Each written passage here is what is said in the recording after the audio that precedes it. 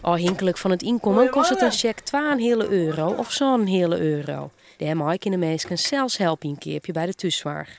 De Friese gemeente heeft €11 miljoen onvregen bij het Rijk om de cheque mogelijk te maken.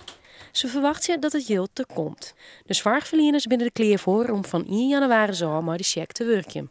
Als deze huishoudelijke hulptoelage net wie west, dat voor een aantal zorgmobielers onleiding wie west om in deze weken te zeggen van we gaan maar minder personeel verder. Van twee grote organisaties weet ik het al. Die er nou zijn van dit is zo goed dat dit oppakt is door Friesland gezamenlijk. Wij wachten even maar nou daarmee berichten hoe te komen. Dus dat is ik mooi nice. Dus die heb ik zo van wij hebben er vertrouwen in.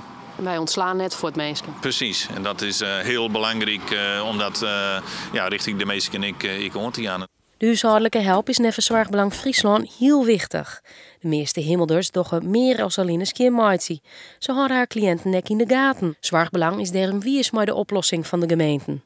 Het is een oplossing voor mensen die het oors hun hulp kwijtraken.